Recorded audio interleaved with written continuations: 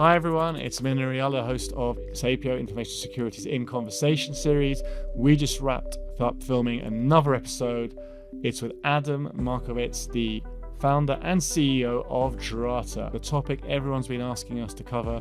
We've been covering cybersecurity for quite a while now, and everyone's been saying, can you also start talking about GRC? Drata is the platform of the moment in that space, and we've got the founder CEO there.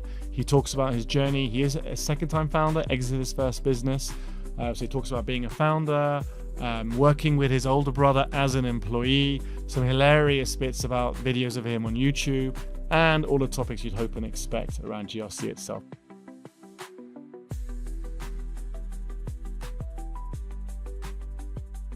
Adam, welcome. Thank you. Nice to meet you. We start every episode by embarrassing the person by talking about them.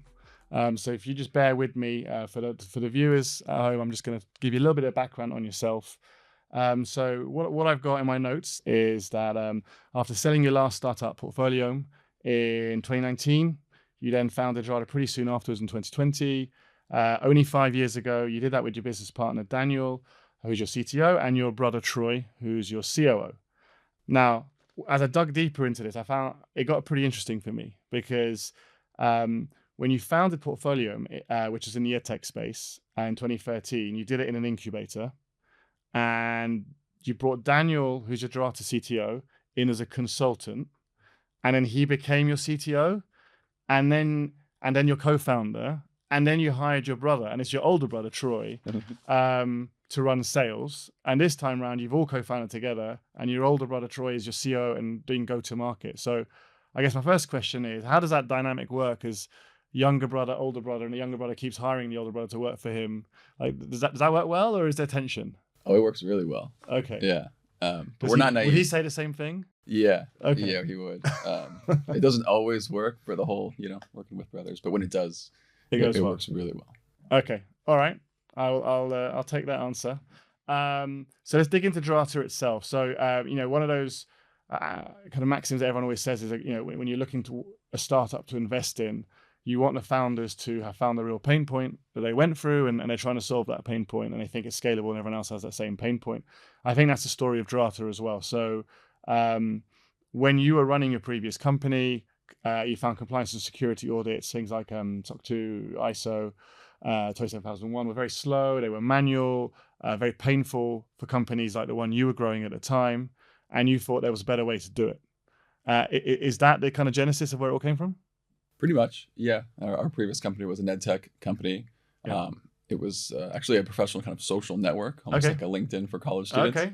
And so we would partner with and sell software into universities, and they would onboard tens of thousands of students into this network at one time, and handing over sensitive student data, PII, and so they needed assurance of our security posture. So we ran headfirst into the security assurance kind of problem. Yeah. We ultimately solved for ourselves in various ways over the years, and then after the company was acquired, you thought there's a business here. We knew there was. Fantastic. So when I did the kind of the look up on your growth, we said we founded 5 years ago. In the last 3.5 years, you've gone from 1 million ARR to 100 million of ARR, which you crossed earlier this year.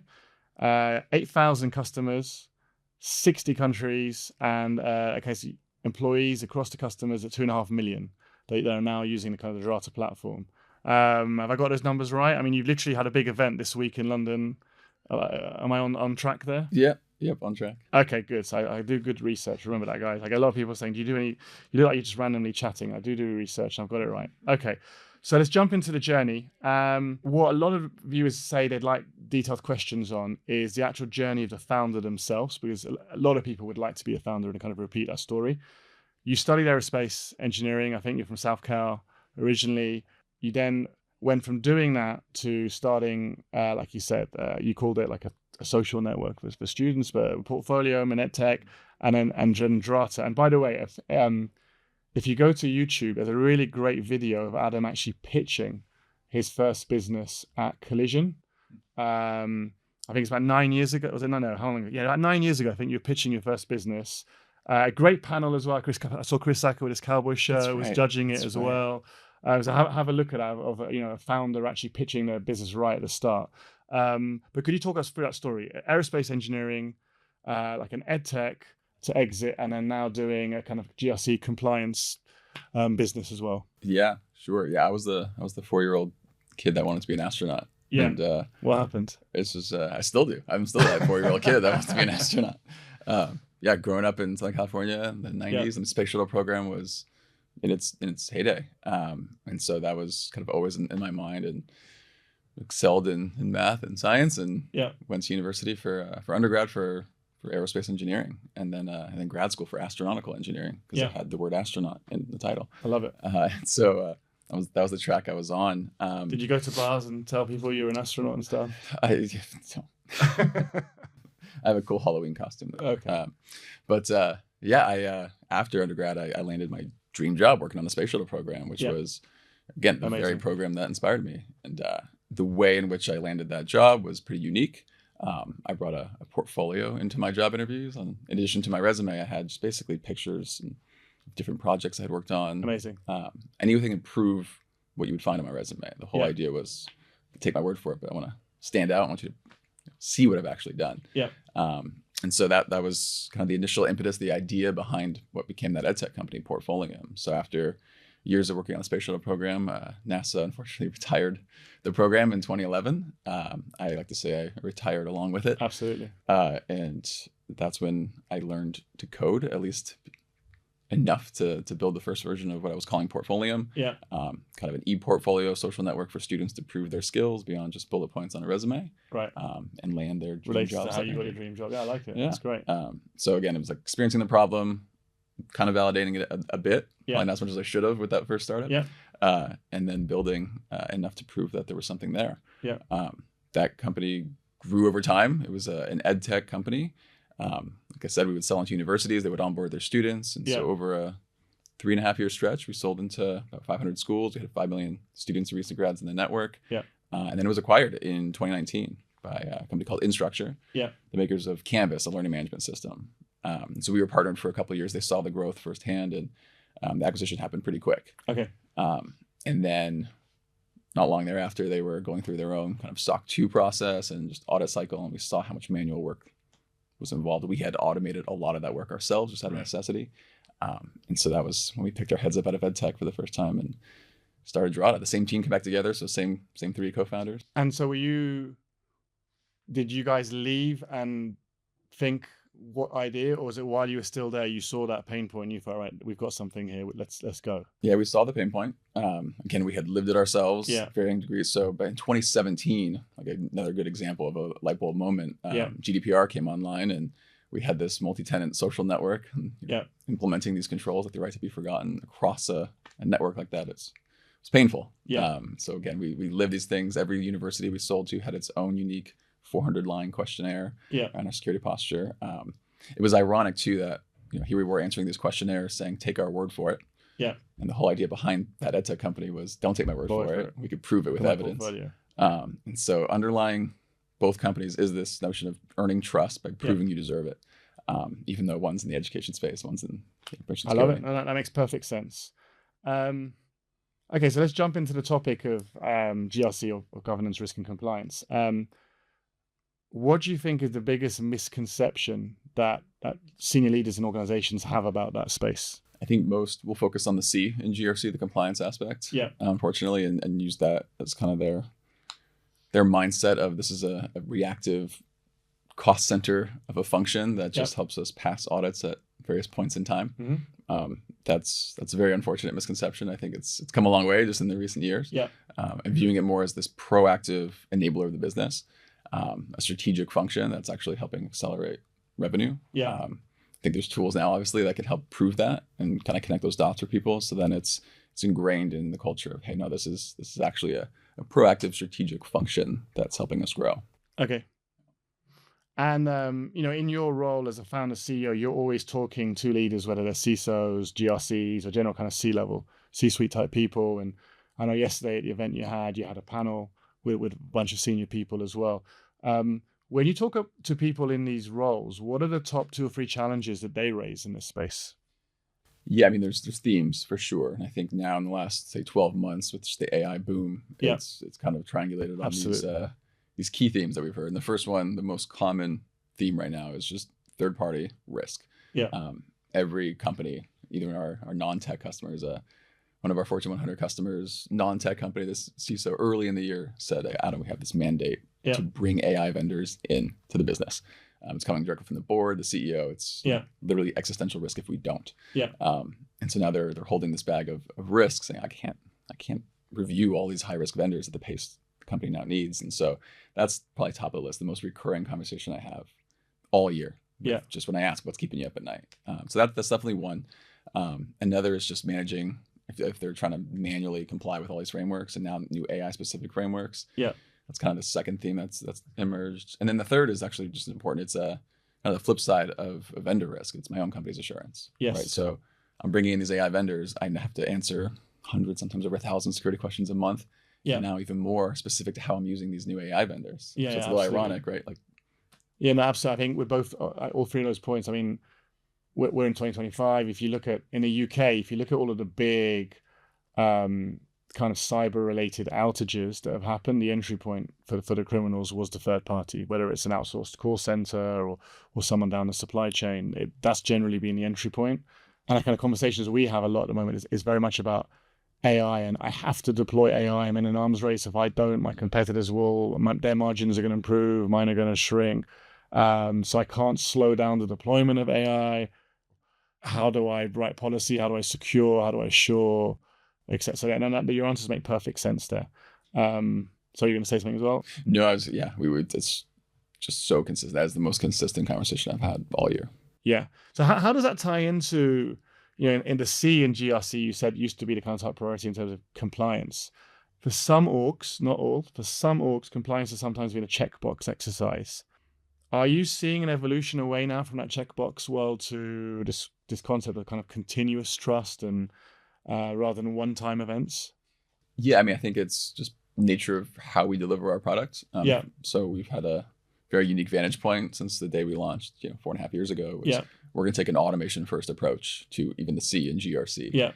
That was part of that initial seed pitch, in fact. Yeah. And so automation to us was the continuous monitoring and evidence collection of controls. Yeah. We had to be really deliberate with that definition, just because the word automation was being thrown around quite a bit. Yeah. And so because that's the nature in which the product delivers its value prop. I mean, that's kind of this whole new wave, this whole new generation of GRC leaders is coming in with this automation first approach, where that just by doing that, it's kind of taking the Venn diagram of security and compliance and then bringing it closer together. Yeah. As soon as you put continuous monitoring on a control and you're able to monitor the operating effectiveness, it's no longer point in time. You're going to know in close to real time if it's operating effectively. So it's great that just the way in which the product delivers it is kind of helping with this shift towards continuous compliance, which is really what we wanted to get to. So you are seeing that shift, and you're part of the reason for that shift as well in terms of enablement. Okay, makes perfect sense. At the start, when I was doing the kind of talk through of Drata's scale journey, I mentioned 1 million to 100 million in 3.5 years. I do have to ask though, when you are scaling that quickly, what challenges did you face, in terms of compliance security for Drata itself? Because you can't be enabling people's GRC journeys while not doing it internally. Yeah. And I'm guessing you're scaling a lot quicker than the majority of your customers. Actually, no, you probably have a lot of tech companies that are customers as well. But what challenges did you face maintaining your own GRC posture and while helping everyone else's? Yeah, no, tons of challenges when you're growing that fast. Good problems, as they say. Good problems, absolutely. Still have to solve them. When it comes to our own security and compliance posture, we knew from the beginning, like we used to say eat our own dog food. That was no longer the case. We say drink our own champagne. It sounds better. Yeah. So being kind of customer zero of our own product helps, one, just for our own product development, but also walking the walk. Yeah.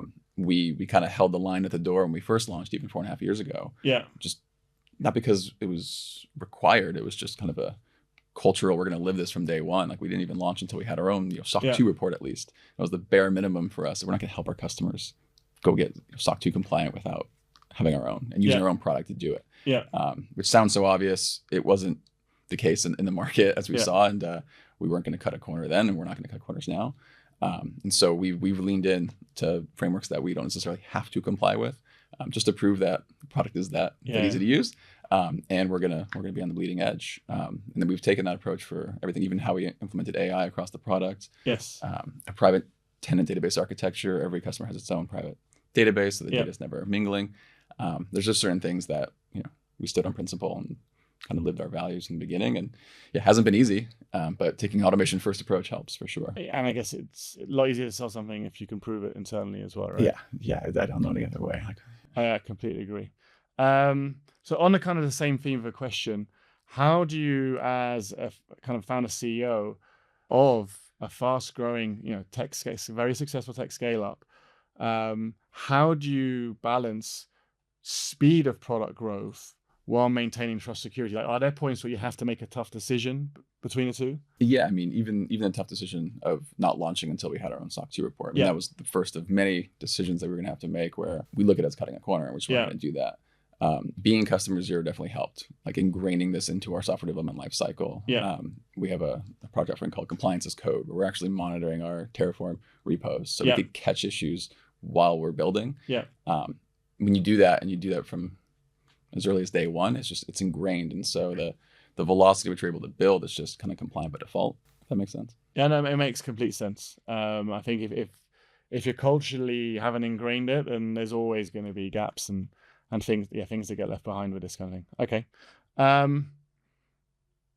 Let's flip the conversation a little bit here. So at Saepio, we were originally an advisory business for primarily cybersecurity customers. We have found actually through demand that people have come to us and said, actually, can you also provide solutions in the GRC space, right? So we now have a lot of GRC professionals who are our customers and who are asking us to help them on their journey. That's how we discovered Drata and how we're now supporting you guys. What lessons can you give to those people? So GRC professionals in a client side, what lessons have you learned about building a GRC function in a fast-growing business that you could give to our clients? Yeah, I think, again, being a bit biased with our own perspective, taking that automation first approach. Again, I don't know any other way, especially with now just the pace at which we have to be compliant by default. There's no shortage of frameworks. There's always going to be more AI specific frameworks as well. I think when you have it ingrained culturally, and that takes, there's a lot of different approaches to it, but connecting with the why. So every employee at our company understands why we're doing what we're doing. It's not just like hey, once a year ping someone for evidence of something for an audit. That's very point in time kind of reactive way of doing it versus tying this back to the actual risks of the business and how we're mitigating those risks and enabling the business to grow. We have it literally tied directly into our sales CRM. We know how much revenue every quarter is influenced by the security team. Wow. When it's elevated to this level and it's viewed, on a monthly all hands and a quarterly board meeting, it's reported on. It's celebrated. Again, I think doing that consistently ingrains it into the culture. And again, GRC is now all of a sudden no longer viewed as a cost center. This is like a strategic enabler of the business. And it's just, that's how people view it. And that's how they should. And that's how they should elevate the conversation, I guess, internally as a GRC leader within an organization. Okay. So you've mentioned AI quite a few times now in the various kind of question answers we've been doing. And I would say from my perspective, if I go for like a dinner with friends and these friends are kind of senior leaders or business owners, 10 years ago, I'd be working technology. They would have zero interest in what I do, right? And then a couple of years ago, I've moved into cybersecurity. They would a little bit more interest when they see the news and go, oh, that outage there, do you know anything about what happened there? Like, there is not a single time now I meet with someone where they don't say to me, what AI are you using internally? Should I be using that? And so you mentioned AI a lot on your side. What AI are you using within Drata? What's had the biggest impact to you guys? Within the company or within just in general? Product? This is what everyone wants to know, is what AI are they missing out on? Yeah, everything. Every problem, every project that's being worked on, you have to take an AI first approach at this point. There's really no other way. And it's been incredible. Across every department, I think maybe even our marketing team has probably been leaning in the most when it comes to leveraging AI. Obviously content creation, connecting the dots across various departments, cross-functionally. I think just from like a efficiency standpoint in meetings, that's some of the lowest hanging fruit, obviously within our own product. I think every product focused CEO is going to think their space is most ripe for leveraging AI. GRC historically has been a manual workflow driven process. SharePoint, documents, spreadsheets, some low hanging fruit to automate a lot of routine manual compliance tasks and let these Right. teams focus on more strategic Right. efforts instead of chasing down evidence. Well, I mean, I've got my director of marketing standing behind me out of camera shot. So you had that AI all over marketing tools. So you're using AI even with your developers, yes. helping on that side. Yep. Okay. And can you give us any shout outs to any AI agents do you use or recommend? I have to be really careful because many are customers and many are not. And no. I had to ask. That's fair enough. Yeah. We'll talk about that off camera and we'll use it at Saepio. So one thing I think you've seen firsthand, and you kind of hinted at it, you know, the big C within GRC, right? So how do you think the role of the chief compliance officer, or now a GRC leader, is going to continue to evolve? But like you said, they're now focused on all elements of it. Where do you see the next set of evolution happening in this space? Yeah, it was interesting at our Drata conference yesterday. Someone on one of the panels mentioned there's a few different perspectives, reviews of GRC over the years, and the first is the one that no one really wants, and that's just a cost center. Yeah. Then there was this kind of wave of, these are enablers. This is like a sales enablement arm in a sense, because they help answer security questions, they accelerate sales cycles, better than being viewed as a cost center. Yeah. But then there's another angle, which is like this is actually enhancing the security of the company. Yeah. And so ideally, as those second two definitions. Yeah. And new GRC leaders that are coming in this automation first approach, they're really championing that. We see chief trust officer or chief security and trust officer kind of arising, where they're owning security still, but they're also owning like the velocity of trust across the business. Yeah. I mean, I've definitely seen an evolution of where your internal compliance has been something that you keep internally to something now you actually expose to customers. And sometimes you even put it on your website and go, here's your proof. You like don't even ask us about it. We're proud to show you we have it. There is very much a LinkedIn like analogy or metaphor here, which is all similar to our last company. But now with these trust centers, I mean, there's thousands of trust centers. We're proudly powering the largest network of enterprise trust centers where companies doing just that. Yeah. They're showcasing their security compliance posture. They have compliance certificates, attestations, pen test summaries, their policies, their controls. Exactly. And that's just it. It's that proactive assurance that they're putting out there. And that deflects up to 90% of inbound questionnaires, so it saves them time. Yeah. And it's putting their best foot forward and saying, we're proud to share this. I like the way you call that a flex. I agree. It is a flex. Agreed. So, you know, part of the reason why companies are compliant is because they have to be, because of a regulatory perspective. Now, obviously, with everything that's happened in the last few years with ransoms and all the rest of it, people are now realizing they shouldn't just do it because they're told to. Their business can shut down if they don't, right? But the point is, it started off with regulators, and our regulators are moving towards real-time assurance, right? They're doing continuous monitoring, automated evidence. With the fact that regulators are evolving and moving to real-time, what do you think companies should be doing to prepare for that world?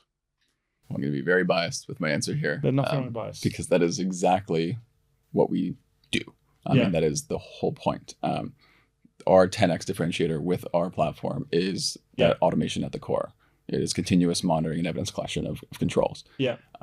So that any given day of the year, whether it's an audit or not, you can prove that these controls are operating effectively. These controls are obviously tied to risks of the business, first and foremost, and then your regulatory obligations. So you can see how audit ready you are across any number of frameworks, including your own custom frameworks, any day of the year. I don't know any other way. And I've heard CISOs say nowadays, especially with AI, like there's just no other way. Yeah. You cannot hire enough people to possibly do that manually. Absolutely. And do you think regulators are going to move to that space where it's not going to be one point in time audits? It's actually going to be real time monitoring? I believe so. Okay. Interesting.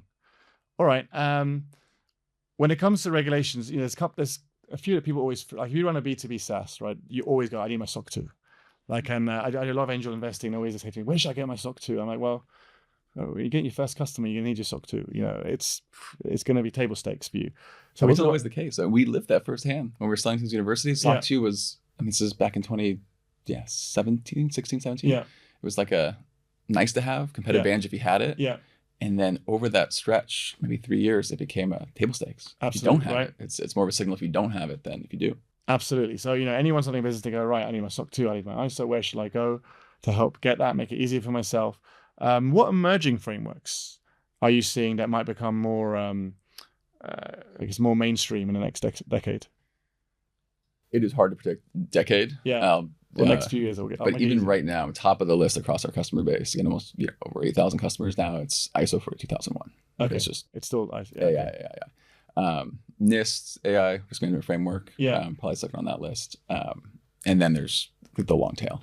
A lot of custom frameworks as well. Companies trying to get ahead and just be proactive with new controls that they're putting in place specific to AI. But yeah, that's right now it's 42001. We're definitely seeing a big shift, especially with NIST 2. We're definitely seeing NIST 2 becoming a lot more prominent, where before it could be anything. It could be, in the UK, we have the NCSC's CAF framework. You got SIS 18, there's loads more. But yeah, NIST 2 is definitely becoming more prominent, I'm finding. All right, back to kind of the people who want to be you, right? They want to be a second-time founder or even a first-time founder. What advice can you give to someone who is a GRC professional or a cybersecurity professional or just working in tech or whatever else, and they want to be a founder? They think they found, well, maybe they haven't. I think you're going to say find a pain point you actually lived through. But what advice? I don't want to put words in your mouth. What advice do you have to give to these people, career-wise? Careful what you wish for. No, I would. You get stuck in a room with a random guy interviewing you with no air conditioning, and it's really hot. Yeah, absolutely. That's the fun part. No, I would. I mean, when I talk to first-time founders or folks that are thinking about it, I normally start with just have a high pain tolerance. Okay. Know that about yourself, because no matter what, it's painful. So that's kind of top of the list. It doesn't matter what space. If GRC professional or security professional and they're thinking about starting something, start with the pain. The good news is they know a lot of the pains that they want to solve. Inside out. I think in my first time around, I fell in love with the solution more than the problem. And that was wrong. Right. So it made finding product market fit a lot tougher. Right. Here at Drata, we lived the problem. We fell in love with the problem. Yes, we solved it for ourselves, but we didn't fall in love with that solution. We knew it was going to have to be more than that. And so it was very nice to see the other end of the spectrum, just immediate lightning in a bottle product market fit. And you have to maintain it as you grow, of course. But yeah, I think most of the advice I give is just on like the personal side of things, the pain tolerance. I agree. As a my business partner and I, we kind of run Saepio together, and my wife always says, how's it going? And I just go, people only reach out to me when there's a problem. Obviously everyone celebrates success, but when I get a call personally, it's because there's a problem. They need my help with something. Yeah, I mean, I think you do a good job building an amazing team, and they're able to handle so many problems. So what's left is like only the toughest, most impossible problems will reach you. And it's just one after the other. Exactly. So it'd be nice if once in a while, if it's just anyone working at Saepio, just ring me up with just some good news. I'd really like that. But we're doing very well as a business, by the way. I don't want to debate how we're doing. Very, we smashed our quarter. We're doing very well. Congrats. So thank you. So I've got a pencil question here I wrote down. So apologies to the Drata team. This is a surprise question. I couldn't help myself. When I was doing my research on you, one of the things I always like to do is just do a deep search on YouTube and see what video. I'm laughing because it's brilliant. What video library there is on people, and obviously I found the one where you're pitching at Collision, which is a great video, by the way. Again, if anyone's been found there and you want to see someone pitching with a great panel of investors, that's how you do it. But there's a video that's 13 years old, so this is pre-you. Were you in it? Well, the first question is, it's by someone who's got the same name as you. But I couldn't tell if it was you because the person basically had their shirt off the whole video because it was an audition for American Ninja. And I just saw this really muscular guy, upside down, sideways, like doing things that I wish I could do. And then when I go to sleep, I dream about, I think I can do, but obviously I can't. But I guess my first question is that video you? It is. Why is it still on the internet?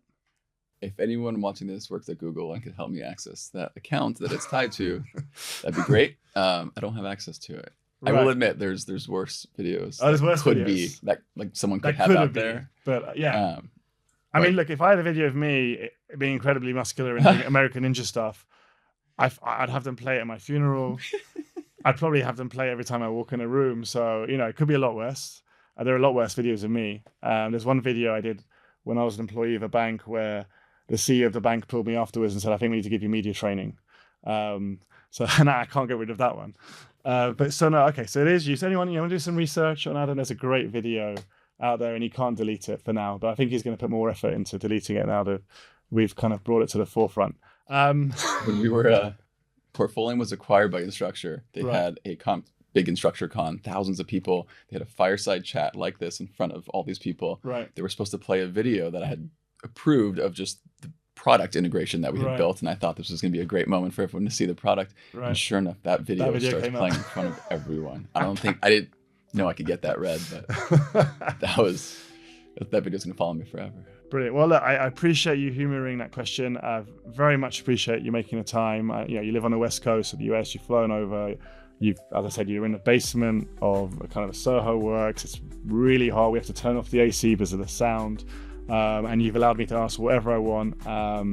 Thank you so much. Really appreciate it. And I'm sure our viewers will as too. Thanks. Thank you very much.